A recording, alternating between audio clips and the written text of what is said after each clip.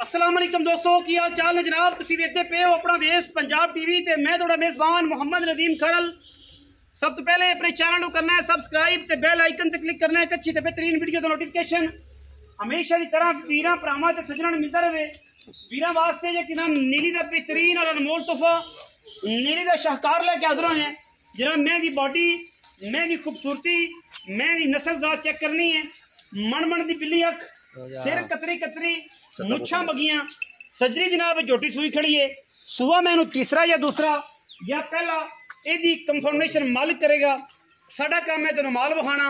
मैं दा पुट्ठा चेक करना है माशाल्लाह 4 तो 5 फुट पुट्ठा और माशाल्लाह खुडा मैनू 1.5 to 2.5 फुट का माशाल्लाह बड़े कद खूबसूरत जिसम और जनाब चंगी लामा वाली चंगे कदा वाली ओठमा जनाब मझ है। पिछे मैं कट्टी सजरी जनाब मझ सुई है। अख बिल्ली सिर कतरी कतरी मुछां बगियां ने माशाल्लाह नस्ल जात ते खूबसूरती का तयन तुसीं आप करना है कि मैं दी केड़ी क्लास है केड़ी क्वालिटी है की जात नस्ल है की खानदान है।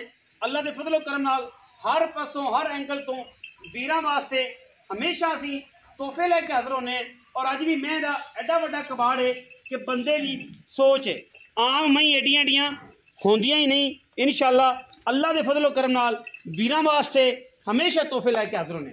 बड़ी लम्मी मझ बड़ा खूबसूरत कद चंगा पुट्ठा थन वीरां सामने मझ हुण सुई है तकरीबन कोई 1.5 घंटा होया है। और 1.5 घंटे मैंने जेर शेर पा के तसली कर लिया सामने पई है हर चीज़ की तसली है कोई पल्लू नहीं रहा कोई कुछ नहीं। और माशाल्लाह छट्टे फारे की गारंटी है जिंदा दिल करे तसली करके आके मौके पर लै जाए सानू कोई एतराज़ नहीं किसी किस्म का मगर कट्टी है हुणे सुई है मझ। और इंशाअल्लाह एडियां एडियां मई जमदियां ही नहीं नीली च बड़े वड्डे वजूद की हमल मझ है बड़ा कद है मझ नूं। तोरो खां जी बट साहब तोरो वजन तोरा की ना जे चाचे का की ना है ਤੁਹਾਡਾ की ना है ना भाई का हाँ जी काशफ तारड़ ले चल इधर काशफ इधर ले चल ये अपने किले से ले चल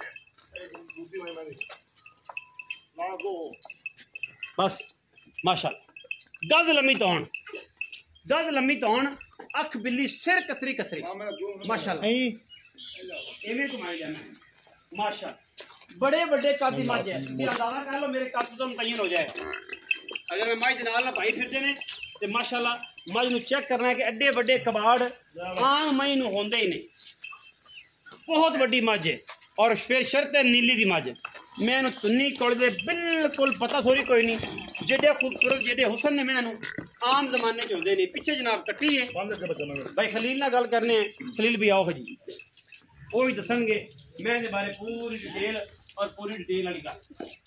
अस्सलाम वालेकुम भजन की हाल चाल सेहत तबीयत ठीक है भाई खलील मैं किनवे सोए जी तीजे नहीं जैनवन दूजी मैं नीली दी कोई बंदा आखे मैं नीली दी नहीं मैं फ्री अच्छा ते छट्टा फारा गारंटी चोक ले जावे हुण तां सुंदर रंगी होई दुध नसीबां छट्टे फार दुध नसीबां हुण सोई है मोहब्बत प्यार नाल मुल पाई पक्की गल कर यार इधर दिन है माल है कोई मंडी किन्नी मंदी इसका आप जानते नहीं गए ऐसे बारे में 6,35,000 कोई बराबू है कोई शर्म जा जेडी मैं कद जिन्ने खिलार मैं तो मुल आम रूटीन से बड़ा मुनासिब है मैं बलैती सारी कोई बंदा साबित कर देसी मैं फ्री ये बढ़िया गल्लां ने मैं देसी साबित होवे मझ फ्री जेडे मैं कद जेडे कबाड़ ते जेडियां मैनू हड्डियां ने आम मई होंदियां नहीं।